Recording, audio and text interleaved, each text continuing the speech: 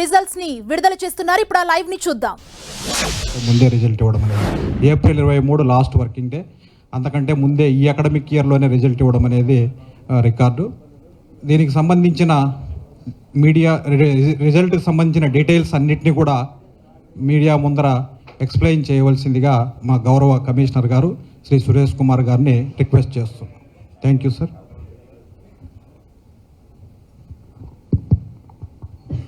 కూర్చునే మాట్లాడి సరిపోతుందా?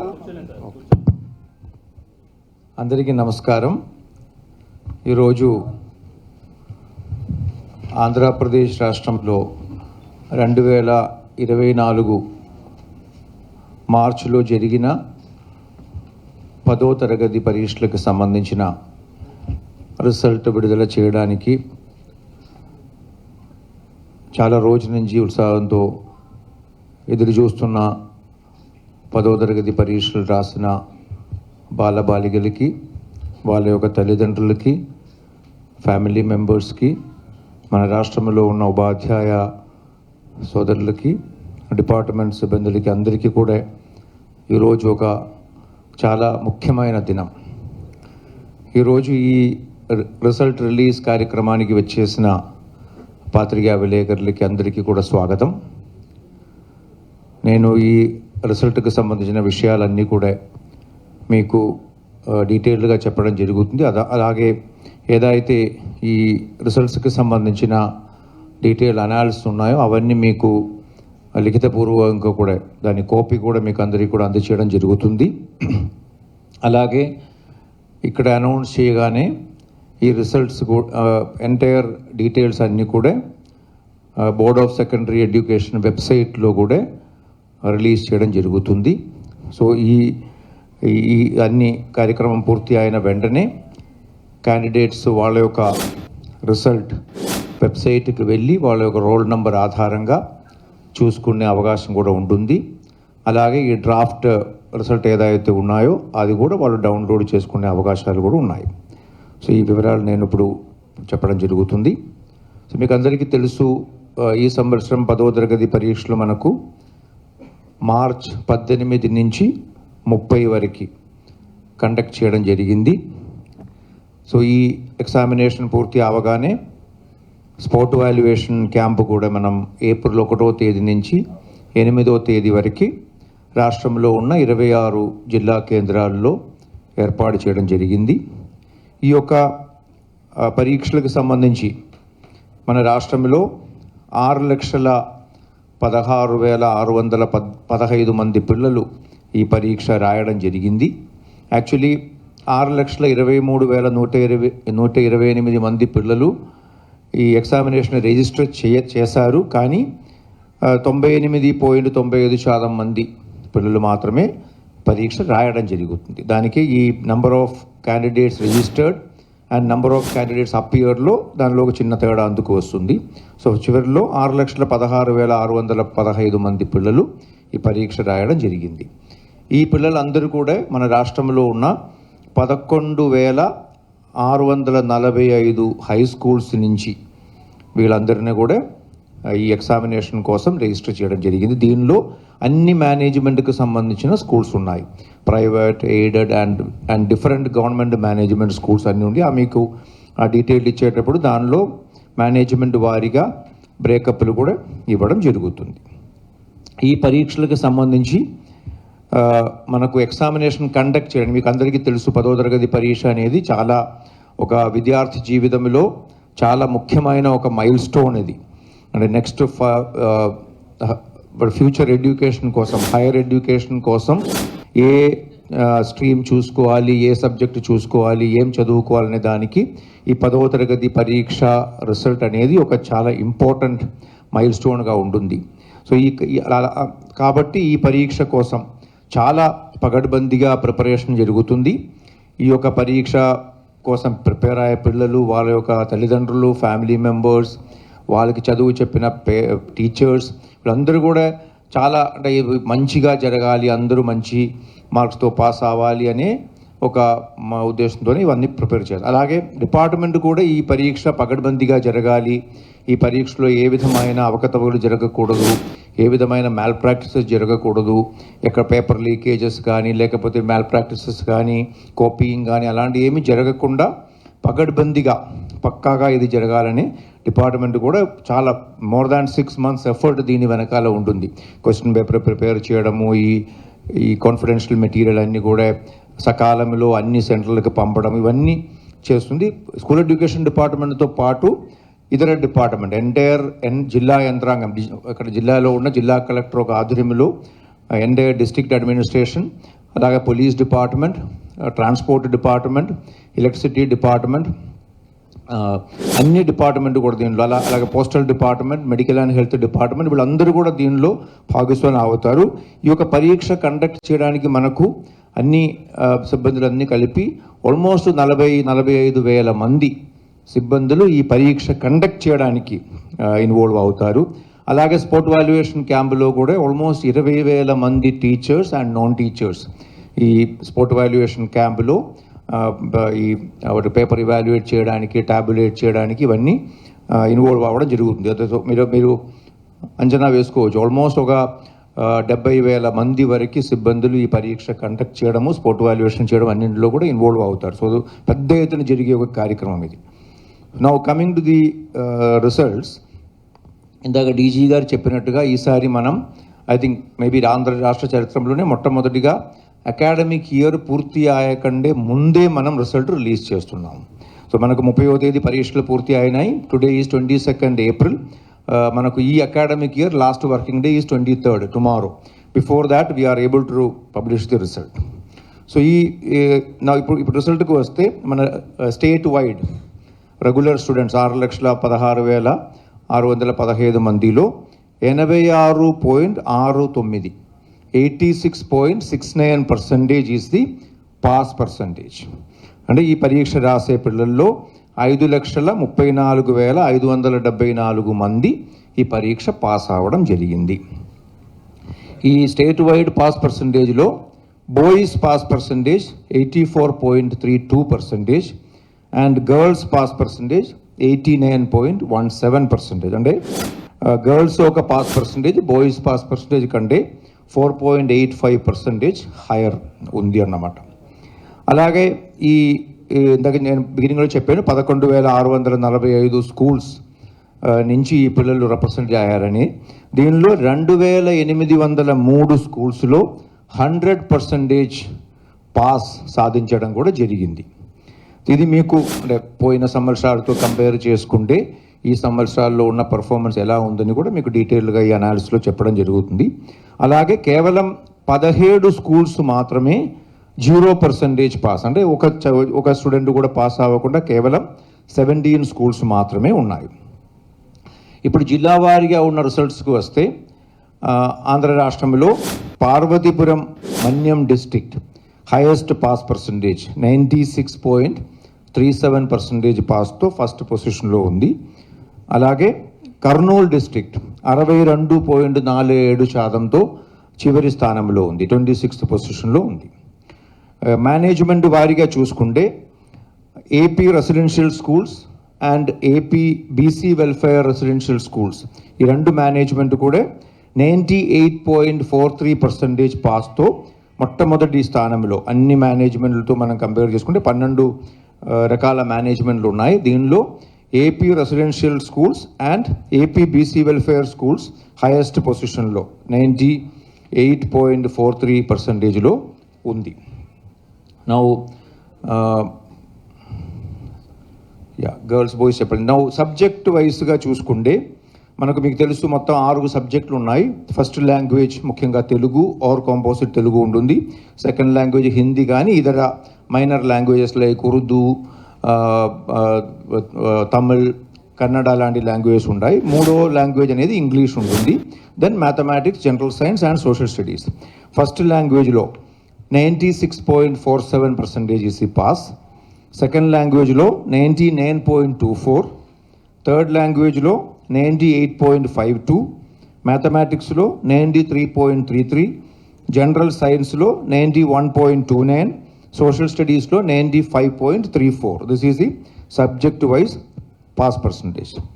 ఇంకా మనం మీడియం వారీగా అంటే పిల్లలు పరీక్ష రాసే మీడియం మీకు తెలుసు, ఇంగ్లీష్ ఉంది, తెలుగు ఉంది, కొన్ని మైనర్ మీడియాస్ ఉన్నాయి. సబ్జెక్టు వారీగా చూసుకుంటే తెలుగు మీడియంలో ఎగ్జామ్ రాసే పిల్లల్లో పాస్ పర్సంటేజ్ 71.08%.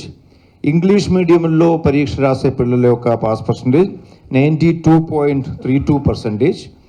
హిందీ మీడియంలో రాసేది 100% ఉత్తీర్ణత సాధించడం జరిగింది. అంటే 12 మంది రాశారు, ఆ 12 మంది కూడా పాస్ అయ్యారు. ఉర్దూలో 87.92%, కన్నడ మీడియంలో 56.84%, తమిళ్ మీడియంలో 94.62% అండ్ ఒడియా మీడియంలో 94.91%. This is the medium wise pass percentage.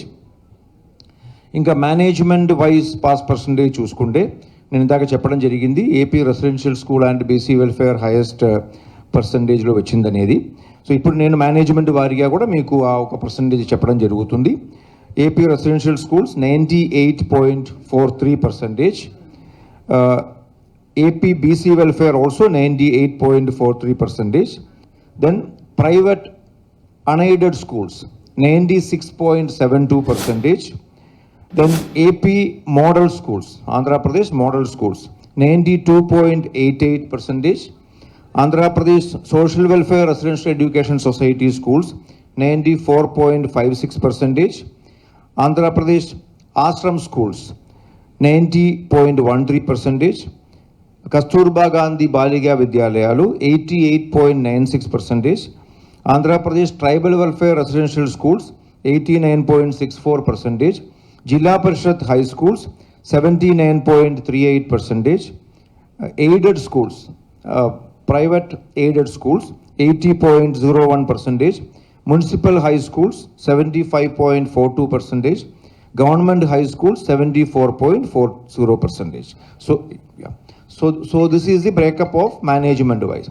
ఇప్పుడు 100% ఉత్తీర్ణత మరియు 0% ఉత్తీర్ణత సాధించిన స్కూల్ యొక్క వివరాలకు వస్తే 100% 2803 స్కూల్స్ 100% విజయం సాధించడం జరిగింది. దీనిలో government schools 12, Zilla Parishad schools 436, model schools 37, municipal schools 8, AP residential schools 28, social welfare residential schools 42, tribal welfare residential schools 28, కేజీబీవీలు 75, BC welfare residential schools 54, private aided schools 26, private unaided schools 1988, ashram schools 69.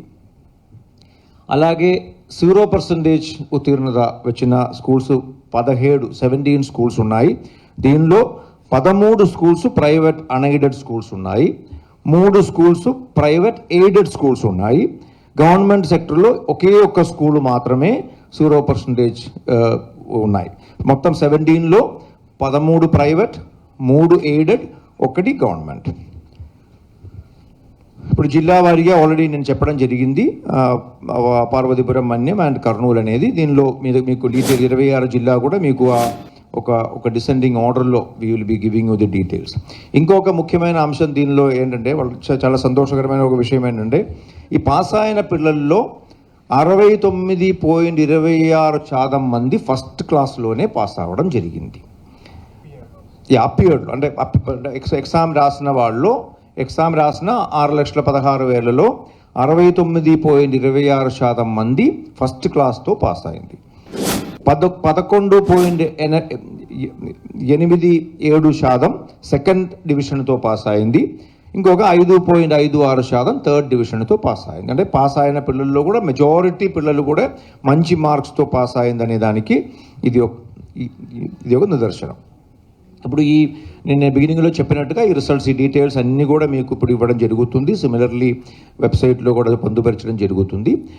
మనకు ఈ రిజల్ట్ ఇచ్చిన తర్వాత advance supplementary పరీక్షలు కూడా మే 24 నుంచి June 3వ తేదీ వరకు అడ్వాన్స్ సప్లిమెంటరీ పరీక్షలు కూడా మేము కండక్ట్ చేయడం జరుగుతుంది. ఎవరైతే పిల్లలు పరీక్షలు ఫెయిల్ అయినాయో ఆ ఫెయిల్ అయిన పిల్లలు వాళ్ళ యొక్క ఫెయిల్ అయిన సబ్జెక్ట్ అడ్వాన్స్ సప్లిమెంటరీ కింద రాసుకునే అవకాశం ఉంటుంది. ఇది మే 24 నుంచి జూన్ 3వ తేదీ వరకు కండక్ట్ చేయడం జరుగుతుంది.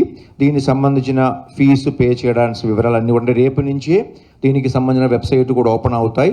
ఈసారి మేము అన్ని అప్లికేషన్స్ కూడా అది అడ్వాన్స్ సప్లిమెంటరీ కానీ, రీవాల్యుయేషన్ కానీ, రీకౌంటింగ్ కానీ ప్రతి దాని కూడా కేవలం ఆన్లైన్లో మాత్రమే అప్లికేషన్ తీసుకోవడం జరుగుతుంది. అది కూడా ఆ స్టూడెంట్ చదువుకున్న స్కూల్ ద్వారా రావాల్సిన అవసరం ఉంది. దయచేసి మీరు అందరూ కూడా చెప్పాలి. ఎవరు కూడా నేరుగా వచ్చి కమిషనర్ ఆఫీస్లో కానీ, డిఈఓ ఆఫీస్లో కానీ, డీజీఈ ఆఫీస్లో కానీ, సిఎఫ్ఎంఎస్లో చలాన గట్టి తీసుకొచ్చి అప్లికేషన్లు ఇస్తే మాత్రం తీసుకోవడం లేదు. ఎందుకంటే మాన్యువల్ పద్ధతిలో ఫిజికల్గా అప్లికేషన్ తీసుకోవడం ఉండదు.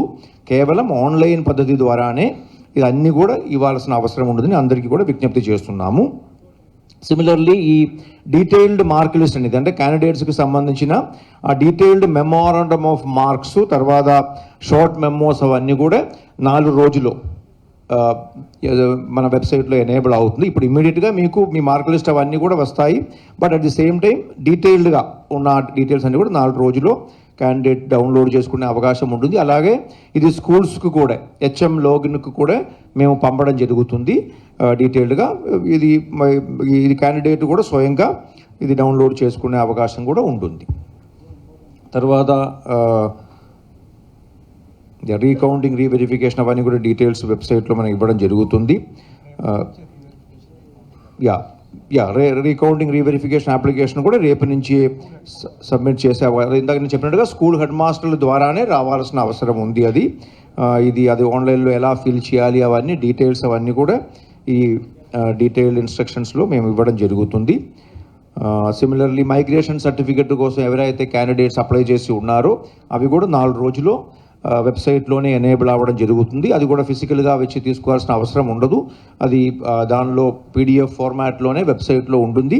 అది ప్రింట్అవుట్ చేసి తీసుకునే అవకాశం కూడా ఉంటుంది. So this is the in brief about the 10th class results and also the analysis of the 10th class results.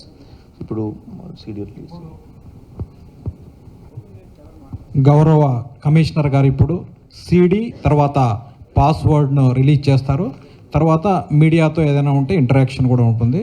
ఇప్పుడు గౌరవ కమిషనర్ గారిని సిడిని రిలీజ్ చేయవలసిందిగా రిక్వెస్ట్ చేస్తున్నాం.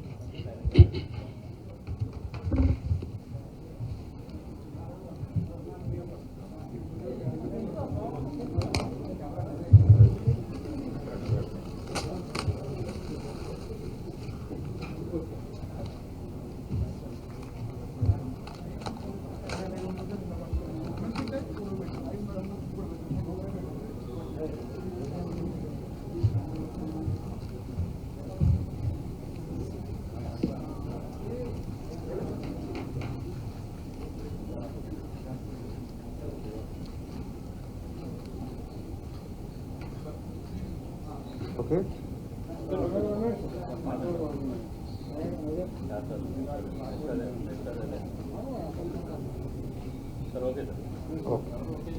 ఇప్పుడు పాస్వర్డ్ కూడా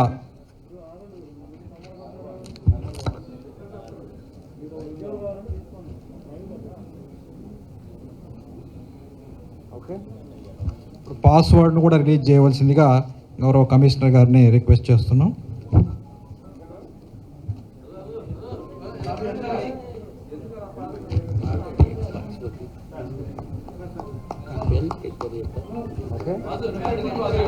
పాస్వర్డ్ PEN@2024 అన్ని క్యాపిటల్ లెటర్స్.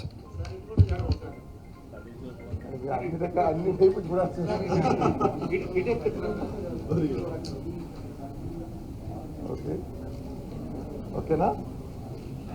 ఓకే, అంటే మీ దగ్గర నుంచి ప్రశ్నలు అడిగే ముందు ఒక 2-3 పాయింట్స్ నేను మెన్షన్ చేస్తాము.